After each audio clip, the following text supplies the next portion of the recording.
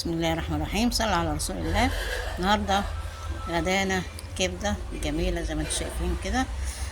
اكله ظريفه وبسيطه وخفيفه على الجيب، 50 جنيه اكله ديت.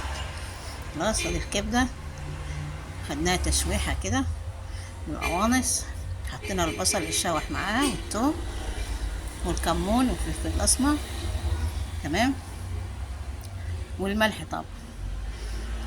خديتش 10 دقايق ولا 7 دقايق. ودي السلطه، الطماطم طبعا، ودي سلطة الطحينة، ودي الايه الشيبسي والجرجير والعيش. ايه رأيكم بقى في الغدا الظريف الخفيف عالجيب ده؟ العملية ما جاتش دقيقة خالص. ادي الشيبسي طبعا مكملتش ايه، بطاطستين صغيرين كده عملوا شيبسي قد ايه، شايفين؟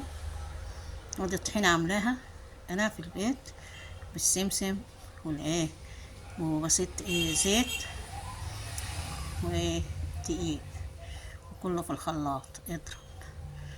يلا، لكم منا أجمل تهاني، أراك الأماني أحلى الأولى. مع السلامة، باي باي.